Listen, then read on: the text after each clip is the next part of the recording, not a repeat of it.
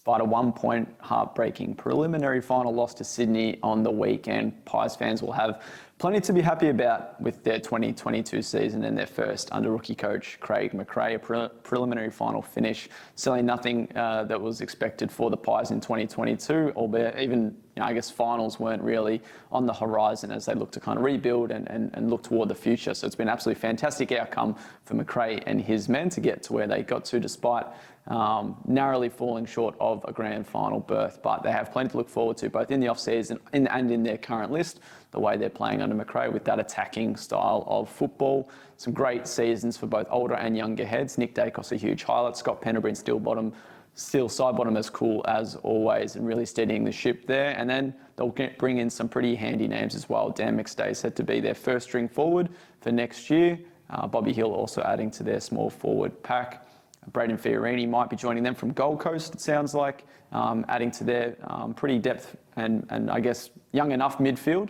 And then on top of that, Billy Frampton from the Crows, a swingman that can play at either end of the ground, and another great depth player for Craig McRae. So some great assets coming in onto what they've already gotten plenty out of this year. You look at Daicos, a fantastic season for him, led the club's Brownlow voting, could be a great chance for the Copeland Trophy in his first year as a Magpie. And then on top of that, Jack Ginnivan, absolutely fantastic for him and his goal tally and what he's been able to bring for the Pies this year. They've got plenty, I guess, of competition across all three lines. Their back line is rock solid.